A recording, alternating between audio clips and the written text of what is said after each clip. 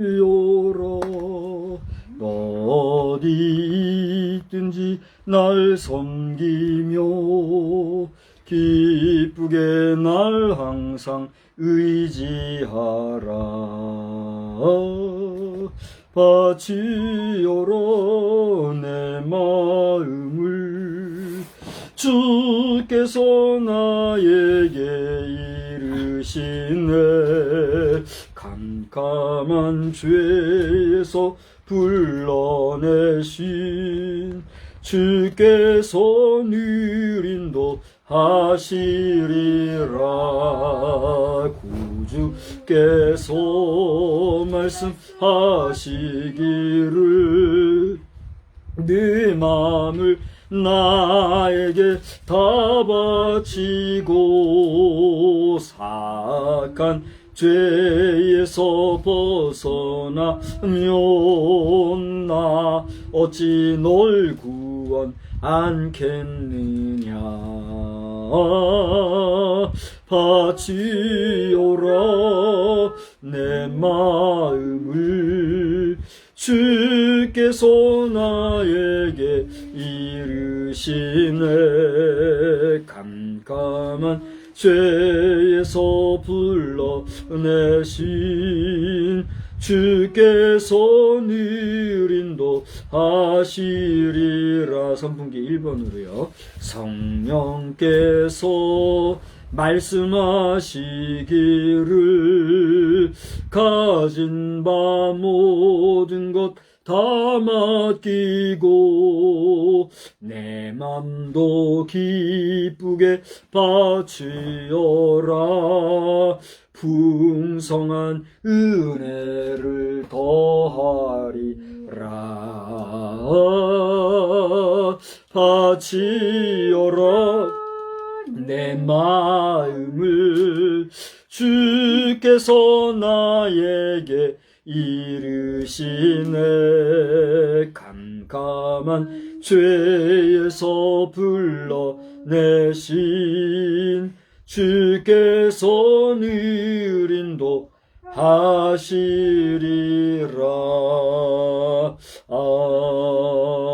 아멘. 전능하사 천지를 만드신 하나님 아버지를 내가 믿사오며 그 외아들 우리 주 예수 그리스도를 믿사오니 이는 성령으로 잉태하사 동정녀 마리아에게 나시고 본디오 빌라도에게 고난을 받으사 십자가에 못 박혀 죽으시고 장사한 지 사흘 만에 죽은 자 가운데서 다시 살아나시며 하늘에 오르사 전능하신 하나님 우편에 앉아 계시다가 저리로서 사한 자와 죽은 자를 심판하러 오시리라. 성령을 믿사오며 거룩한 공예와 성도가 서로 교통하는 것과 죄를 사하여 주시는 것과 몸이 다시 사는 것과 영원히 사는 것을 믿사옵나이다. 아멘. 우리 찬송가 219장을 부르시겠습니다. 219장.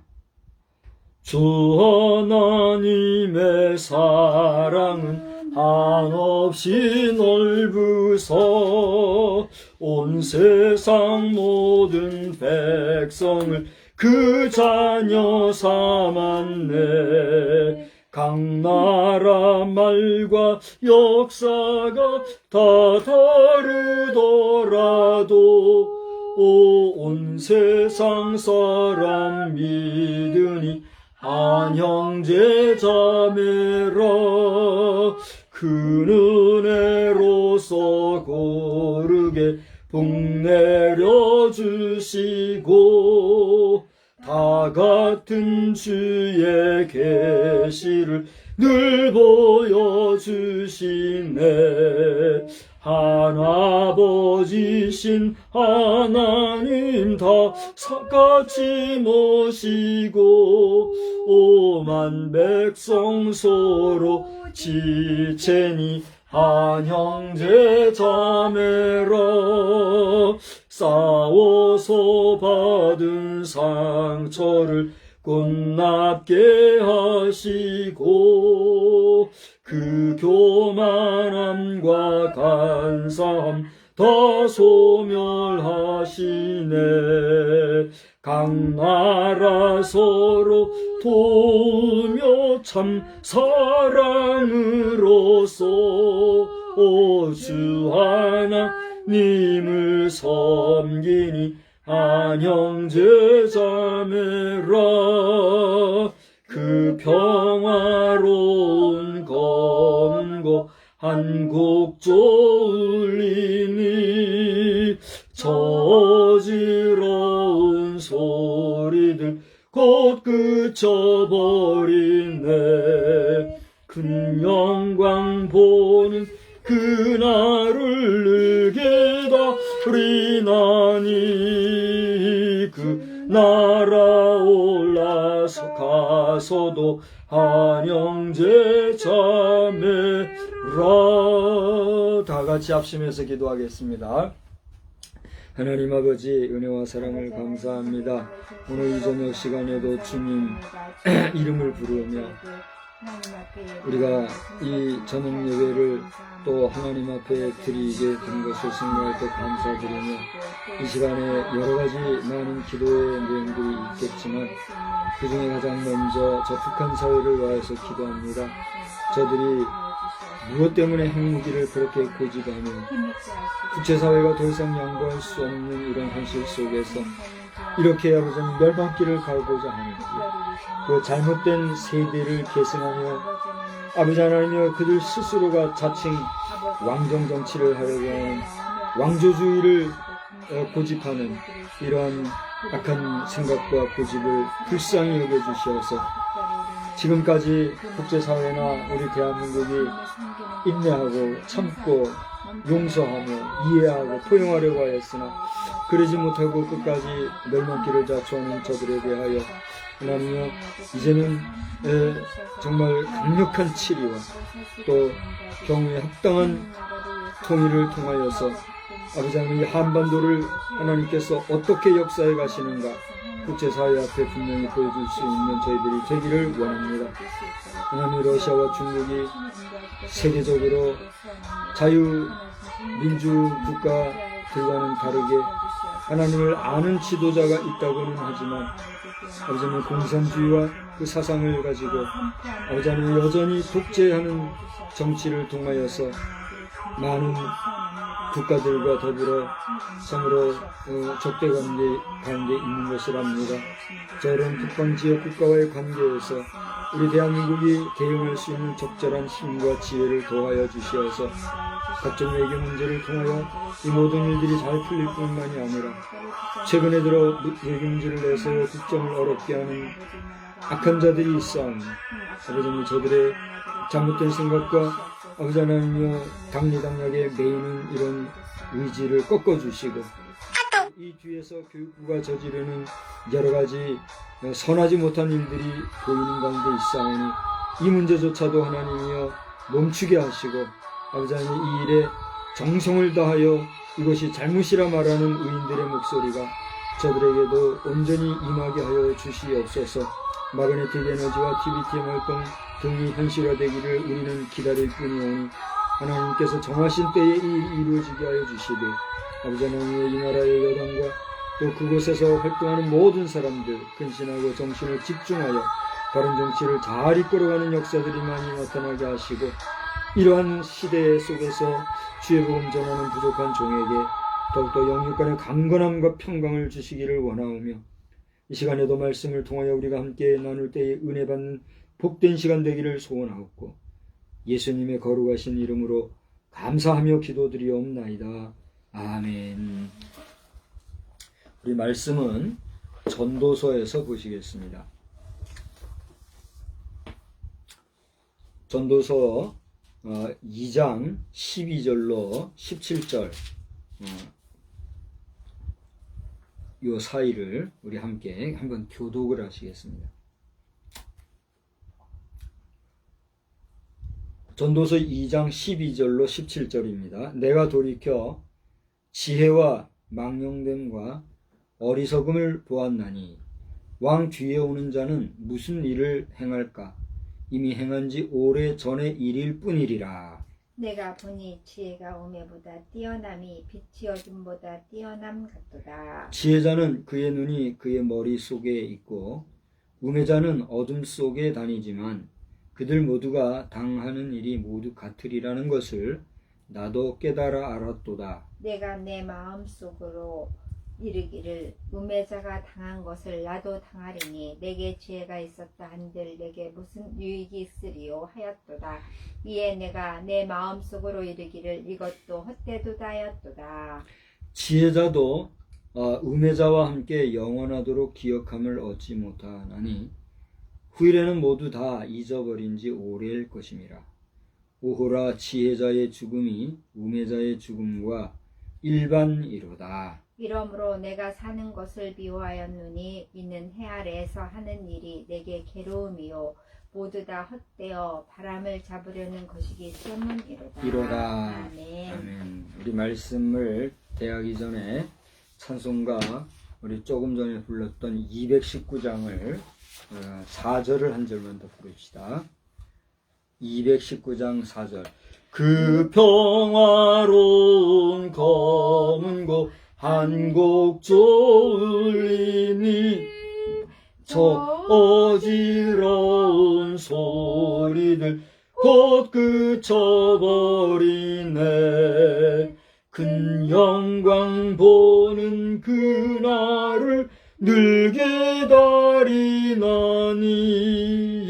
그 나라 올라가서도 한 형제 자매라. 아멘.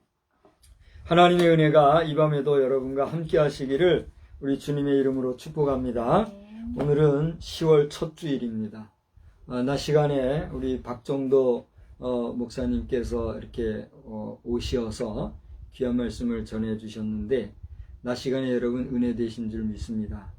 그 말씀을 또 영상으로 올려놓은 부분이 있으니 그럼 반복해서 또 한번 들으시고 은혜 받으시면 참 좋겠고, 우리 목사님 외에도 지금 은퇴를 하시고 또 원로가 되시거나 또는 명예 목사, 은퇴 목사 또는 이런저런 명예도 없이 그래서 은퇴하여서 조용히 이렇게 노로를 보내고 계신 여러 목사님들을 위해서 여러분 함께 기도해 주시기를 바랍니다. 저는 우리 교단에서 그때 손도경 목사님이시죠? 청주 서원교에 계시던 손도경 목사님과 또 그 당대의 여러 목사님들께서 그 이전에는 없었던 우리 목회자 연금제를 만드셨어요. 그 이유인즉슨 가만히 보니 은퇴하신 이후에 연만하신 목사님들이 생계가 보장이 안 되더라는 거죠. 누가 책임져 주는 사람도 하나 없고 또 그렇다고 연세 드신 여러 목사님들이 그 노로에 무슨 경제활동을 할 상황도 안 되고 형편도 안 되고 참 이렇게 괴로워하시는 이런 모습을 보면서 이전은 어떻게 됐든지 앞으로 당신들이나 또는 그 후대에는 은퇴 후에 생활의 문제도 생각을 해봐야 된다. 또 꼭 그것을 목적으로 한 것은 아니고 원래의 초심은 그렇게 이제 은퇴해서 어려운 형편에 계신 분들을 어쨌든지 간에 경제적으로 좀 도와주고자 하는 그런 선한 의도를 가지고 목회자 연금제를 시작을 했던 거죠. 처음에는 목회자 연금 뭐 이런 게 아니었던 걸로 알아요. 그래서 이제 여러 연만하신 목사님들을 돕고 후원하고 하는 그런 자금을 조성하기 위한 이런 취지로 시작을 한 것이 시간이 흘러가면서 구체적으로 제도화하고 정책화하고 또 비전화하는 가운데 교육자 연금이라고 하는 그런 제도를 가지고 실행을 하였고, 그것이 처음에는 뭐 의무가 아니었죠. 처음에는 선택적으로 누구나 하기 원하는 분들이 하였다가 그것이 이제는 그게 의무지 뭐예요? 목회자 연금을 들지 않고 또 그것이 완비가 되지 않으면 목사 안수의 결격사항으로 이렇게 해서 이제는 모든 우리 기독교전 성결교회 목사가 되고자 하는 자는 예외 없이 목회자 연금, 교육자 연금이라고 그러죠. 여기에 이제 제도적으로 의무하고 있는 것을 다 아실 줄 압니다. 원래의 취지가 이제 확장이 되어서 노후를 대비하는 각자의 연금이 되는 이런 일들이 생겼는데, 감리교회라든가 또 장로교회 등 타 교단에서는 정확히 어떻게 되고 있는지 제가 다 알지는 못해요. 감리교단 같은 경우에는 좀 더 안정이 된 것 같아요. 그렇게 해서 진행이 되어지고 있는 이런 것을 보게 되는데, 제가 서두에 왜 이런 이야기를 하느냐 하면, 그럼에도 불구하고 그런 연금제도, 교육자 연금제도에 해당되지 아니하는 정말 지금 현재 살아계신 연만하신 목사님들이 적지 않다는 거죠. 그러니 그분들을 어떻게 하는가? 하나님께서는 공중나는 새도 떨어뜨리지 아니하시고 먹이신다 하셨으니 그 자녀들이나 또는 의로운 손길들을 통해서 다 먹이시겠지만, 그래도 평균적인 경제생활에서는 분명히 어렵지 않겠습니까? 그런 부분에서 또 우리 조직적인 교회는 아니고 그야말로 가정교회 수준밖에 안 되지만, 우리가 이런 부분에 대해서도 정말 선한 생각과 그런 의식을 가지고 목회자 여러분들에게, 연만하신 분들을 생각할 수 있는, 정이 안 되면 마음으로 우리가 합심해서 기도라도 할 수 있는 그런 공경의 마음 가져야 되겠다.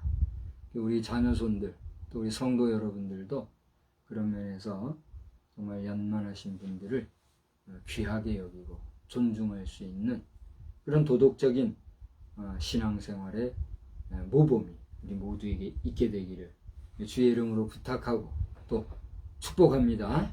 우리가 그런 선한 마음과 의지를 가질 때에 하나님께서는 또 그렇게 감당할 만한 환경과 여건도 주실 줄로 믿습니다.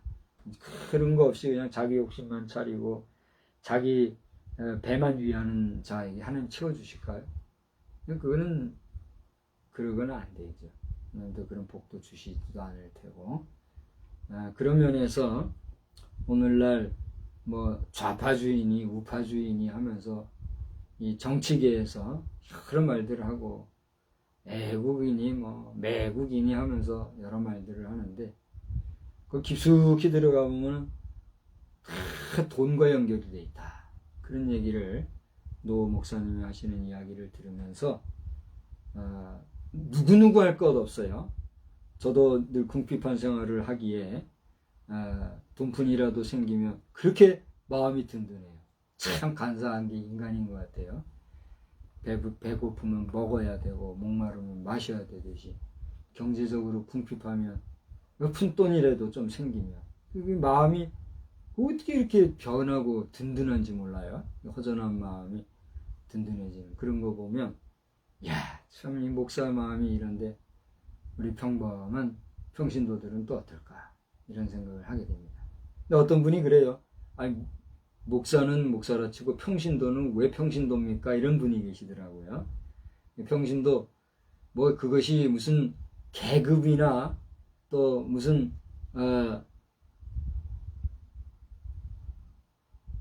사람 간에 차별하는 의식적인 레벨 작업이 아니라, 그것은 말 그대로 우리 모두가 하나님 앞에서는 믿음의 사람들이잖아요. 신도, 믿는 무리들이잖아요. 이 믿는 무리를 거룩한 백성들로 여겨서 성도라고 하는 이름을 하나님은 친히 우리에게 주신 거 아니겠어요? 성도라는 이름은 거룩한 무리, 거룩한 백성이란 말이거든요. 그러니까 목사고 소위 말하는 평신도가 할 것 없이 우리 모두는 하나님 앞에서 거룩한 성도, 무리, 거룩한 무리들이에요. 그죠? 근데 그 중에서도 목사는 어떤 사람들이에요? 개인의 유익과 직업을 가지고 또 경제적 이익 수단을 따지면서 일반인들과 같이 그렇게 살아가기보다는 모든 경제 활동을 하나님 앞에 맡기고 잘 먹든 못 먹든 하나님이 책임져 주신다는 믿음 하에 세상의 직분, 직책, 잡을 가지지 아니하고 오직 무엇에 헌신한 사람이에요? 목회에 헌신한 거란 말이에요. 목회가 뭐예요? 성도들을 돌아보고 기도하고 말씀 전하며 전도하는 그 일에 전무하는 게 목사잖아요. 그죠? 그러나 같은 성도, 신도라 할지라도 그렇게 전문적인 목회를 하는 게 아니라 자신의 직업을 가지고 자신의 일을 하면서 믿음 생활하면서 그리고 전적으로 주의 일을 하는 주의 종들, 목회자를 돕는 성도, 그걸 뭐라 그래요? 평범한 일반 신도, 평신도다. 그건 뭐 누구나 아는 얘기잖아요. 근데 뭐 일부러 그랬는지 시험 삼아 그랬는지 평신도가 뭡니까? 이렇게 물어보는 분이 있더라고요. 알만한 분이 했기 때문에 뭐 이런 방구도 안 하고 가만히 있습니다만 선배님이 저의 이 영상을 보신다면 괜히 그런 거 가지고 허비하지 마시고 다 아실만한 분이니까 뭐 그거 가지고 자꾸 책 잡는 일이나 만들거나 시험 드는 거나 스스로가 피곤해하지 말고 자신의 역할, 자신에게 주어진 달란트 잘 감당한 그런 선배님 또 평신도 여러분 다 되시길 주님의 이름으로 축복합니다. 여기에서 지금 한 20, 30년 제가 볼 때는 그래요. 한 20, 30년 전에만 해도 목회자와 평신도는 선이 분명했던 것 같아요. 그래가지고 목회자의 권위를 목회자가 스스로 세우거나 그리지 않아도 우리 평신도들이 목회자 하면 또 권위를 존중하고 세워주고 이렇게 했었는데 어느 틈엔가 평신도 운동이 들어오고 평신도를 향해서 만인 제사장론이 부각이 되고 또 평신도 지도자 뭐 이런 이야기를 하면서 강단이 허락이 되고 제가 보는 견지는 그래요. 한 20, 30년 전만 해도 이 강단의 평신도들 함부로 오르내리지 못했어요. 그렇잖아요?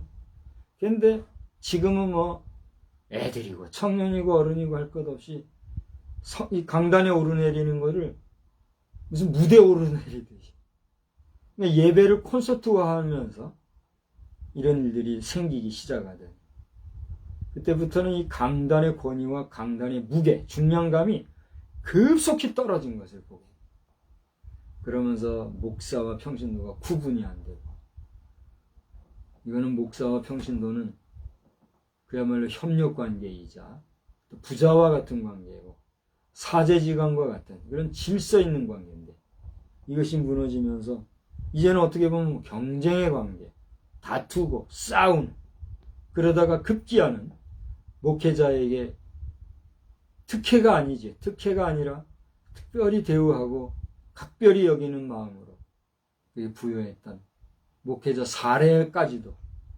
세상에 세금의 법도를 따라가지고 종교인이라고 하는 이름을 붙여서 종교인 과세라고 하는 이 일로 지금 목회자가 얼마나 지금 쑥대밭이 됐습니다. 많은 교회들이 부흥을 외치고 회복을 외치고 이번에 사랑의 교회에서 아주 놀라운 역사를 이렇게 행했다 하더라고요. 5,000명을 섬기고자 예정을 했는데 5,000 수백 명이 참석을 해서 성황리에 마쳤다. 뒷얘기를 들어보면 또 웃지 못할 얘기도 많이 있기는 해요. 그러나 그런 건 뒤로 하고라도 어쨌든 이렇게 풍성하게 마치는 이런 일이 있었다 그래요. 그래서 오정현 목사님이 회복을 넘어 부흥으로 이런 얘기를 했는데 제가 아는 견지로 부흥이라고 하는 것은 회복이에요. 회복을 넘어 부흥이라는 말은 하나의 캐치프레이즈로는 그럴싸하지만 원론적인 면에서는 회복을 넘어 그 회복의 안정화 그게 부흥이라고 보는 거죠. 부흥이라고 하는 것 자체가 회복이거든요. 그래서 굳이 회복을 넘어 부흥을 캐치프레이즈로 삼았을진데 그분이 말씀대로 회복하고 부흥되는 역사 속에서 다시 한번 교회가 건강을 되찾는, 이 교회 건강을 되찾는 거라는 건 다른 게 아닌 것 같아요. 목회자와 평신도가 선이 분명하고, 제가 이런 이야기를 할 수 있었던 건 몇 년이 안 됐어요. 아마 잘 아실 겁니다.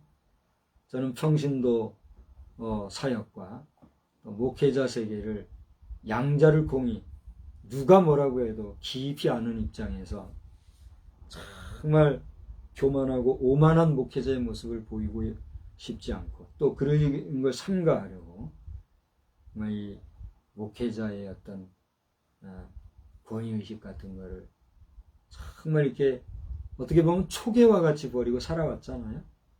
근데 그게 아닌 것 같아요. 적당선에서는 선을 분명히 하고, 평신도는 뭐 기분 나쁠지 모르겠지만 목회자의 목회적인 이끌음을, 치리를, 또 리드를 받을 수 있도록 그런 영적인 능력을 행하는 그러한 사명자가 되겠구나, 확신 중에 나아가고 있습니다. 이것을 인정하는 평신도라면 어떻게 돼요? 저와 함께 할 수 있겠죠. 근데 그게 아니고 건방진 놈, 교만한 놈, 오만한 놈, 너나 나나 똥오줌 싸고 밥 먹는, 뭐 이렇게 나오는 사람하고는 저하고 만나면 돼요, 안 돼요? 제발 그런 사람은 저를 찾아오지도 말아요. 그런 사람은 저한테 와서 좋은 일도 없고 본인도 뭐가 돼요? 시험만 당하는 거예요. 그러니까 평신도고 우리 목회자고 할 것 없이 서로가 존중하면서, 우리의 목자장은 누구세요? 예수 그리스도이신 걸 알아서 너도 나도 너나 할 것 없이 우리는 주님의 뭐요? 양이요. 양은 누구의 음성을 들어야 돼요? 목자의 음성을 들어야 돼요. 누구의 음성을 들어야 돼요? 예수님의 음성을 듣고 가면 되는 거예요. 그러나 예수님은 지금 영으로 계세요? 육으로 계세요? 영으로 계시잖아요. 그러니까 이 육신의 세상에서는 그 영으로 계신 주님이 당신의 권위를 누구에게 부여주셨다는 얘기예요?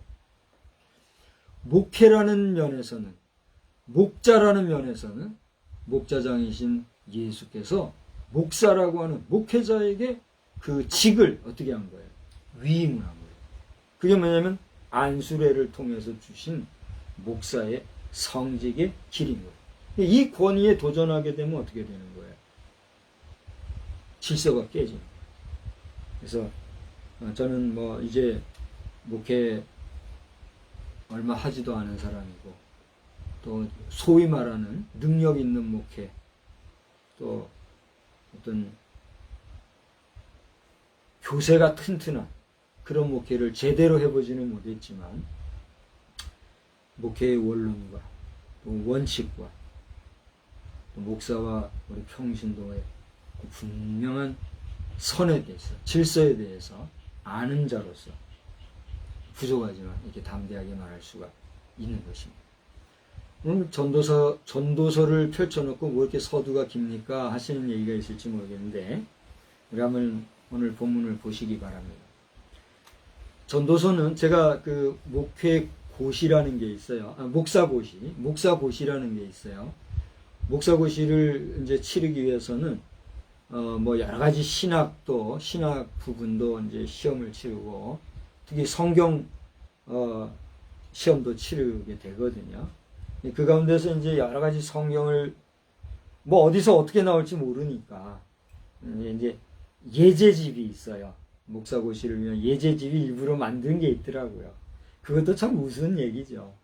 그래도 고마운 거죠. 그래서 예상 문제집이 있어서 이렇게 전반적으로 연구를 할 수 있는 기회가 있었는데, 저는 지금 아무것도 없어요. 지금 제가 주보 하나하고 성경 이거 하나 가지고 말씀 전하는 중인데, 그 당시 이제 전도서의 그 해설부를 제가 이제 쭉 봤던 거예요. 그 당시 이제 공부했던 기억을 가지고 이야기를 하는 거예요. 이 전도서는 그러니까 일반론적인 리딩을 하다 보면 상당히 허무주의적인 이야기를 펼치고 있는 걸 느끼게 돼요. 전도서를 여러분 읽어보신 분은 공감이 가실 겁니다. 여러분 전도서 1장 한번 보실래요? 전도서 1장 1절을 보면 이 전도서의 그 저자가 누구인 걸 알 수가 있어요. 솔로몬이다 하는 걸 알 수가 있겠죠. 그래서 다윗의 아들 예루살렘 왕 전도자의 말씀이다 이렇게 했는데 솔로몬이라는 이름은 싹 뒤로 감추고 예루살렘의 왕 전도자의 말씀이다 이렇게 얘기하고 있어요. 전도자라는 게 뭡니까? 도를 전하는 사람이라는 얘기 아니에요. 솔로몬은 자신의 이름을 내세우기보다는 자기 자신이 깨달은 바 잠언과 교훈의 말씀을 전하는 그런 입장에서 자신을 뭐라고 했다고 그랬어요? 다윗의 왕, 다윗의 아들, 예루살렘의 왕, 전도자다 이렇게 표현을 하고 있어요. 그 정도로 이 전도서를 쓴 저자 솔로몬의 지혜도 보이지만 책임감, 무게감이 깊이 묻어나는 것을 볼 수가 있어요. 그런데 말입니다. 그런데 말입니다 하는 그 사람이 있죠. 누구죠? 배우 중에? 그런데 말입니다 하고 나온 사람이죠. 그분이 이 영상을 혹시 보시게 된다면 귀하께서는 예수 잘 믿는지 전 잘 모르겠으나 지금까지 예수 안 믿고 그냥 배우로만 살았다면 앞으로는 배우를 넘어 배우가 아닌 참 하나님의 자녀요 백성이요 전도자로서 남은 여생을 하나님의 영광을 나타내고 드러내며 하나님의 나라 확장을 위해서 복음 증거자로 살다가 주님이 부르시면 언제라도 아멘 할렐루야 하면서 하나님 아버지 부르심을 받으시기를 바랍니다. 박상증인가요? 박상증인가? 아무튼 있잖아요. 그런데 말입니다 하시는 거예요. 제가 잠깐 생각이 나서 그랬는데 주의 이름으로 축복하면서 제가 귀화가 나오는 영화들 흥미롭게 잘 보고 있음을 말씀을 드립니다. 요즘에는 수사 반장으로 나오면서 어디서 침뱉고하는 이런 게 또 나오더라고요. 그런 거 보니까 좀 그렇더라고요. 아무튼 사랑합니다. 자, 2절을 보니 그런데 말입니다. 자, 전도자가 이렇게 자신의 이름을 감추고 저자인 것을 밝히고 있는데 그런데 말입니다. 2절을 보세요. 한번 다 같이 읽어보세요. 뭐라 그랬어요? 그 솔로몬이 이르되 헛되고 헛되며 헛되고 헛되니 모든 것이 뭐요? 헛되다. 이 한 절에 헛되단 말이 몇 번 나와요? 5번이나 나와요. 아휴, 한 절에 헛되단 소리가 5번이나. 이걸 읽다 보면 이게 뭐지? 이렇게 되는 거죠. 이 2절 한 절만이 아니라 1절 같은 부분을 쭉 읽다 보면요. 모든 게 헛되다 투성이에요. 오늘 2장을 우리가 봤습니다만 2장 1절에서 11절까지도 그 제목에 뭐라고 써 있어요? 즐거움도 헛되다. 그 다음에 이제 우리가 읽은 부분 건너뛰어서 18절부터 마지막 절까지 제목이 뭐라고 그랬어요? 수고도 헛되다. 여러분 이 전도서를 읽다 보면요. 진짜 허무주의를 노래하고 있다. 이렇게 이 말이 나올 법도 해요. 그죠? 근데 이제 제가 말씀드린 것처럼 이제 목사고시를 하기 위해서 그 전도서 부분을 해설한 부분을 보니까 어느 분이 썼는지 아주 귀한 내용이 있더라고요. 전도서를 일반적인 시각으로 보면 허무주의에 대한 이야기들이 기술된 것 같으나 그 허무주의를 통한 예수 그리스도와 그분의 역사를 통한 긍정적인 인생관이 그려져 있음을 보게 된다. 이렇게 나와요. 물론 이것은 제가 각색을 해서 저의 깨달은 바를 소화시켜서 지금 얘기한 것이에요.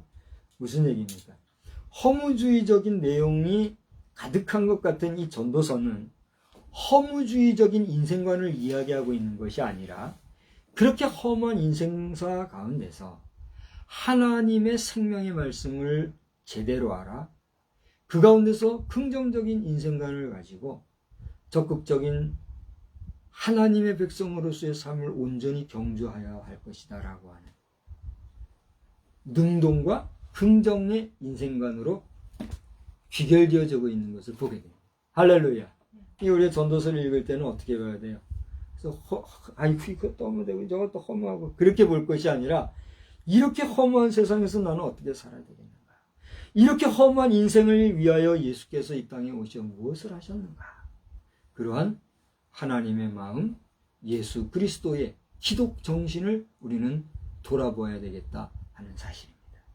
그런 면에서 오늘 이제 여러분과 함께 본 12절로 17절은 지혜자나 우매자가 똑같아 일반이다.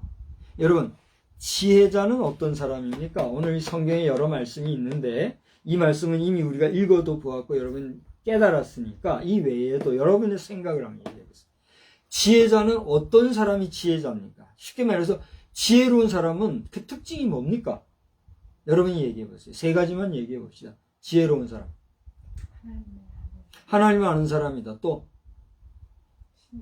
친절하게 신중하게 살아가는 사람이다. 또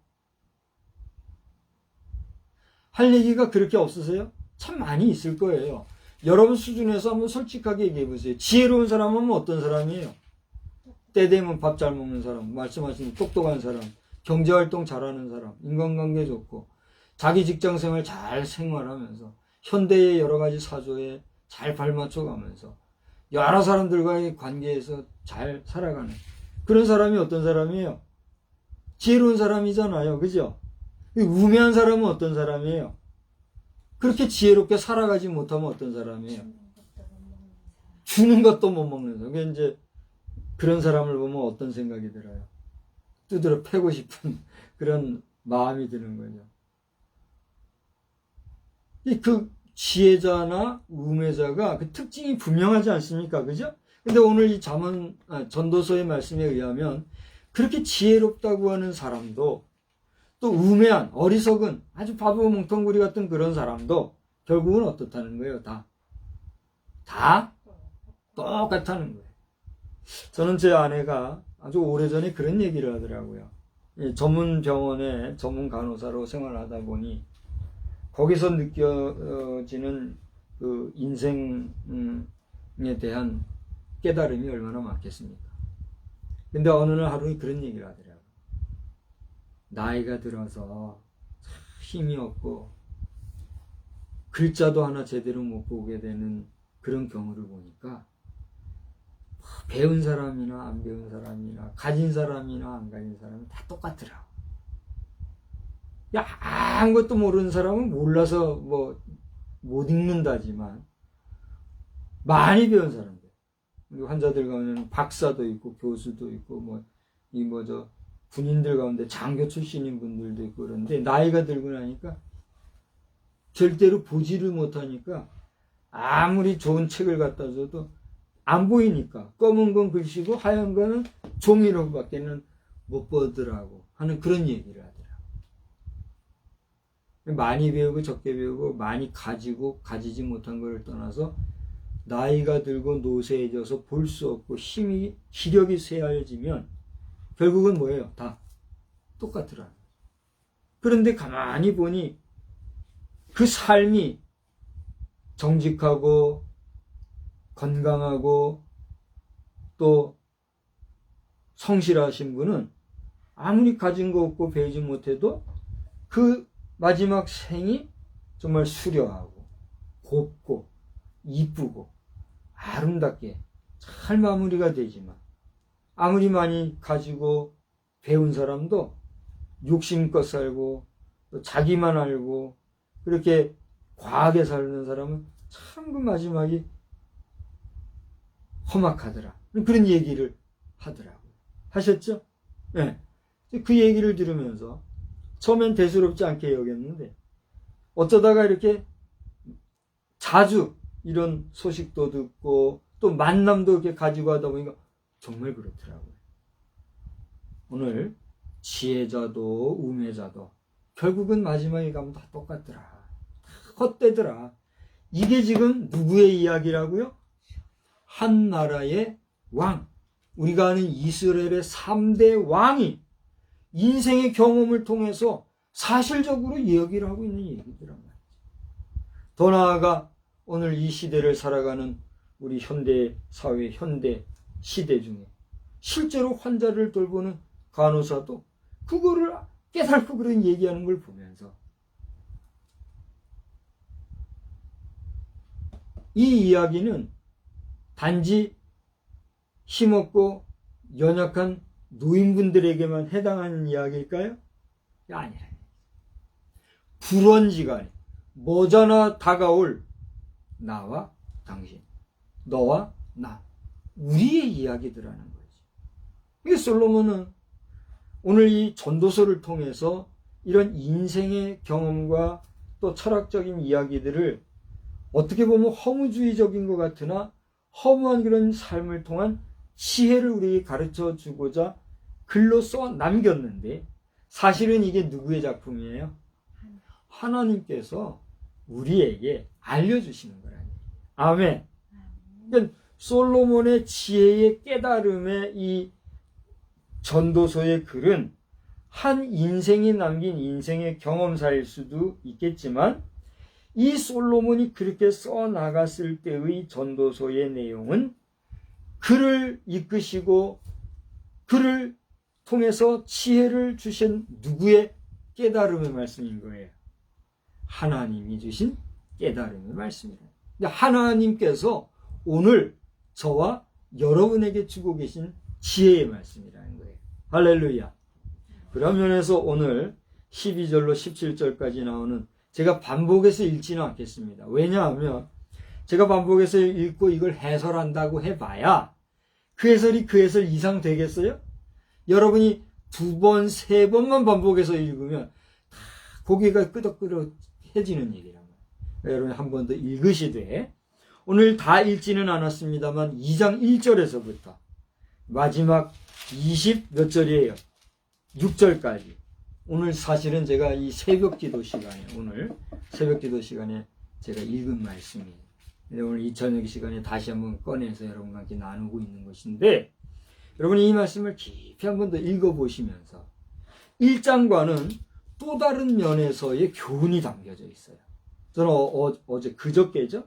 그저께 우리가 새벽 기도 시간에 전도서 1장을 읽고 어제 점프하고 오늘 2장을 읽었었는데, 1장과 2장의 내용이 또 달라요. 그런가 하면 내일 읽겠습니다만은 이 3장, 4장 갈수록 각 장마다 주고 계신 교훈의 말씀이 어찌나 그렇게 오묘하고 귀한지요. 여러분이 직접 읽어보시기 바랍니다. 그래서 성경의 구분을 따라서 이야기할 때에 역사서도 있고 모세오경도 뭐 있고 이렇게 합니다만, 시가서라고 하는 부분이 있잖아요. 시가서가 뭐죠? 욥기, 시편, 잠언, 전도서, 아가서, 이렇게 5권을 시가서라고 그래요. 여러분 이 시가서를 정말 애독을 한번 해보시고, 그리고 단편적으로 짧게 교훈적으로, 그래서 바쁠 때, 이럴 때 여러분 성경을 접하고 싶으면 잠언서, 전도서 이런 부분을 짧게 돼 있으니까 한번 읽어보세요. 그리고 주님 앞에 기도의 제목 삼고 여러분 자신을 돌아보고 이렇게 하노라면 정말 하나님이 주시는 지혜와 우리 인생살이에 있어서의 삼가할 바와 또 선후와 좌우를 구별할 수 있는 지혜가 우리에게 생길까요? 안 생길까요? 생깁니다. 목사님은 그러면 잘 살았나요? 목사님은 지혜롭게 잘했나요? 제가 감히 여러분 앞에 나 그렇게 살았습니다 할 수는 제가 없어요. 왜냐하면 제 자신이 삼가하며 조심하며 예를 지키며, 어떨 때는 너무 예를 지켜서 내가 좀 불피곤합니다 이런 소리도 들을 정도로. 내 딴에는 그걸 그렇다고 뭐 형식적으로 일부러 뭐 예를 갖추려고 한 건 아니고, 내게 체질화되어 있는 평상시에 행하는 그런 예의적인 행동을 하는데도 현대인들이 그 예의가 답답한지 그렇게 얘기하는 이런 말도 여러 차례 들어봤고 그렇게 했지만 저라도 완전하다고 저는 할 수가 없죠. 그렇기 때문에 제가 감히 여러분 앞에 교훈하는 입장에서 말할 수는 없지만, 그래도 하나님께서 부족한 종에게 이런 교훈의 말씀을 주신 것을 내 자신이 부족한 줄 알지만 담대하게 이 시간에 다시 한번 전하면서, 여러분 자신이 이 세상을 살아갈 때에 하나님과 우리 사이의 관계도 중요하지만 사람과 사람들과의 관계에서도 중요한 게 있어요, 없어요? 있단 말이에요. 그런 질서 있는 삶이 무너지면 어떻게 돼요? 인간관계가 피곤해지고 어려워지고, 국가적으로도 마찬가지란 말이에요. 국가적으로도 아니다 아니다 해도 상하가 있어요 없어요? 양반과 쌍놈이 있어요 없어요? 에따 저 나온다. 양반 쌍놈 따지는 거 보니까 저거 아직도 멀었다. 그런 소리들 하지 마요. 양반 쌍놈이 뭐가 틀려요? 양반이 뭐가 양반이고 쌍놈이 뭐가 쌍놈이에요? 양반이네 해도 쌍스럽게 살면 그 사람이 뭐예요? 쌍놈인 거예요. 쌍놈 같아도 인간굿이라고 바로 살면, 도의적으로는 삶을 살면 그 사람이 누구야? 양반인 거예요. 양반 쌍놈이 별거요? 그래요 안 그래요? 지금 얘기해봐요. 그러니까 이 시대에도 양반 쌍놈은 있어요 없어요? 당신은 양반입니까 쌍놈입니까? 당신이 양반이라면 잘하십니다. 그 양반으로서 무식하고 버러지 같고 쓰레기 같은 인간이라 할지라도 양반이니까 잘 이끌 수 있는 복인으로 살아가시기를 주의 이름으로 축복합니다. 당신 쌍놈입니까? 쌍놈인 걸 깨달았다면 당신은 비로소 양반이 될 수 있는 가치와 자격이 있는 거예요. 그러니까 쌍놈 소리 듣지 말고 쌍놈이 변하여 양반 되면 양반을 교훈할 수 있는 진짜 양반이 될 수도 있는 가능성이 더 커요 안 커요? 왜? 쌍놈의 세계를 아니까 더 조심할 거 아니에요. 쌍놈 소리 듣지 말고 양반으로 살아가요. 그래서 우리 대한민국이 쌍놈의 나라 쌍놈의 국가가 아니라 양반의 나라 양반의 국가가 되어서 소위 말하는 인류 공용에 이바지하고 많은 국제사회가 지금 대한민국을 바라보고 대한민국에 희망이 있다고 하는 이때에 말로만 대한민국 할 것이 아니라 과연 하나님이 사랑하시고 하나님이 복주시고 하나님이 붙잡으시고 하나님이 책임져 주시는 나라 대한민국이로구나 인정받고 존중받고 그리고 축복받는 그런 저와 우리 모든 국민들의 삶이 되기를 또 저와 여러분 우리 모두의 삶이 되기를 주님의 이름으로 축복합니다. 내일은 개천절이라고 다들 하루 쉴 줄 압니다. 개중에서도 불가피하게 일하러 나가야 되는 분들도 계실 줄 압니다만 하늘이 열렸다고 하는 이 개천절 내일 무슨 일이 있을지 저는 잘 모르겠어요. 내일 저 이승만 광장으로 이름이 바뀌었는지 어쨌는지 모르겠으나 광화문 광장을 이승만 광장이라고 불러가면서 그곳에 모여서 정말 어떤 정치적인 핫 이슈를 외치며 거기서 하나님의 말씀으로 위로하려고 하는 이런 역사가 있다고 하는데 이 모임도 기왕이면 잘 되어서 믿는 자나 믿지 아니하는 자나 대한민국은 그 어떤 상황 속에도 저 공산 북괴의 장난질 노름질에 놀아나지 아니하고 저 북괴가 회개하면 이제는 정말 그들도 품어줄 수 있지만 끝까지 오만방자하게 나가게 됩니다. 가장 그들이 원하는 방법으로 불바다가 되는 그런 역사가 나타날까요? 안 나타날까요? 저는 안 나타나면 좋겠지만 불가피하게 나타난다면 어쩌겠어요? 괴로운 일이지만 감수해야죠. 그렇지 않아요? 북한 공산주의자들도 이제라도 그 허접한 망령된 행실과 사상을 불쌍한 거예요. 창피한 줄 알고 누구누구 이름 불러가면서 얘기하면 또 난리들 할 테니까 삼가하고 당신들 회개하고 말이야. 잘못이 뭐가 잘못인지 모른다면 내가 간단하게 알려줄게. 첫째, 하나님을 모르고 하나님을 부정하고 끝까지 자기들 고집하고 국제사회 여론을 무시하는 그게 잘못인 거예요. 그래요 안 그래요? 그 잘못된 걸 이제라도 회개하고 자존심 내버리고 끝까지 자존심 가지고 불바다에 불타 죽으면 뭐 할 거예요? 그릇이 돼야 정치를 하지 그릇도 안 되면서 무슨 정치를 해요? 정치가 뭐예요? 권세 가지고 이끄는 그딴 사상을 가지니까 그게 정치판이 개판이 되고 그러는 거 아니에요? 바르게 이끄는 그런 정치를 해야지. 그럼 그릇됨이 없이 권세나 부리려고 하는 그런 생각 가지고 하는 게 되겠어요? 대한민국을 향하신 하나님의 섭리 앞에서 정신들 차리고 너나 할 것 없이 우리가 이 허무하게 살아 인생 종치는 우리가 아니라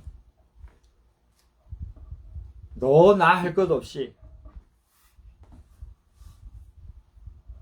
모두가 한번 맞이하게 되는 마지막 종말 앞에서 허무한 인생이지. 허무한 인생 중에서도 하나님을 알고 그 하나님을 경외하며 하나님이 우리 인생을 사랑하신 그 사랑과 그 사랑의 표현으로 보여주신 인카네이션, 하나님 자신이 사람의 모습을 입고 오시어 예수란 이름으로 우리 앞에서 보여주신 그 마지막 십자가 희생의 죽음의 사건을 받아들이고 인정하고 영접하여 예수의 이름으로 하나님의 자녀됨을 확신하고 살아가다 우리 마지막 날 부르심을 받을 때에 심판의 날이 우리에게는 오히려 축복의 날이 되고 영원한 영생의 나라로 최종 입성하는 복된 승리의 날이 되기를 우리 주님의 이름으로 축복합니다. 그렇게 믿음으로 승리하며 나아가는 그런 저와 여러분 다 되시기를 바랍니다.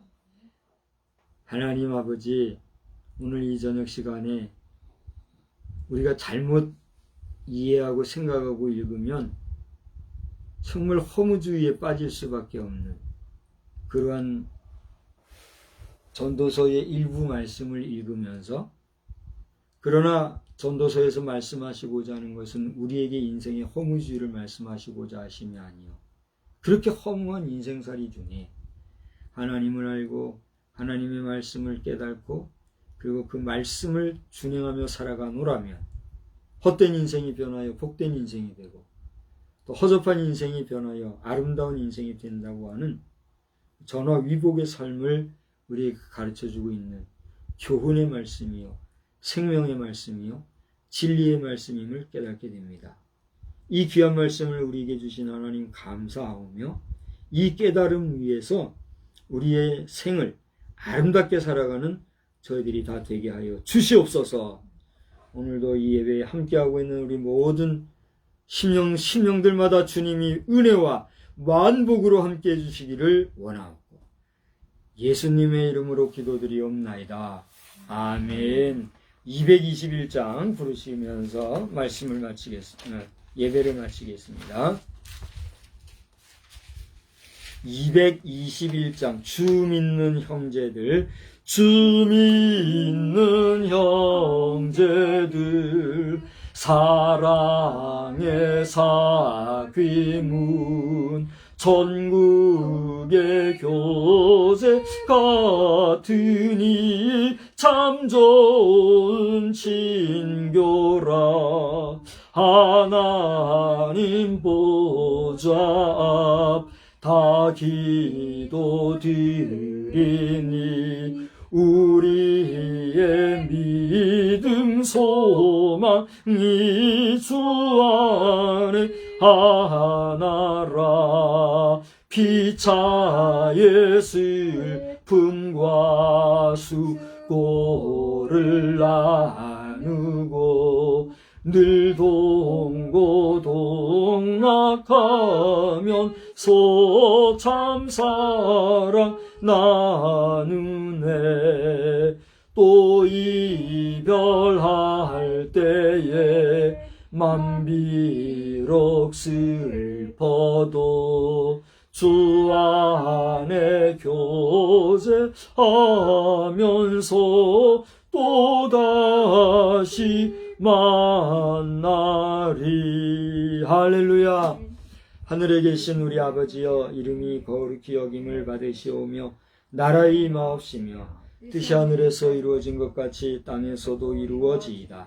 오늘날 우리에게 일용할 양식을 주옵시고 우리가 우리에게 죄 지은 자를 사하여 준 것 같이 우리 죄를 사하여 주옵시고 우리를 시험에 들게 하지 마옵시며 다만 악에서 구하옵소서. 대개 나라와 권세와 영광이 아버지께 영원히 있사옵나이다. 아멘.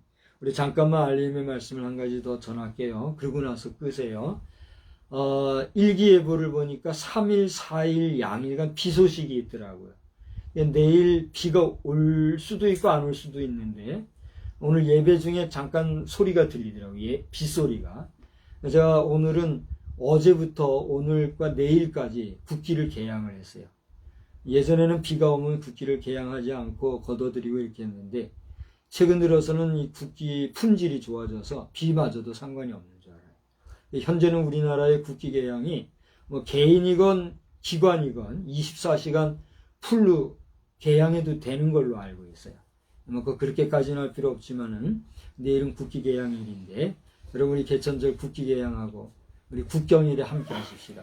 그리고 광화문 광장에서 모임이 있다고 하는데 기왕에 뭐 안 모일 건 아닐 테니까 모이는 여러분들 질서 있게 사고 없이 잘 마칠 수 있고 은혜로운 집회가 되기를 축복합니다. 우리 다 같이 하나님께 영광의 박수 드리고 마치겠습니다.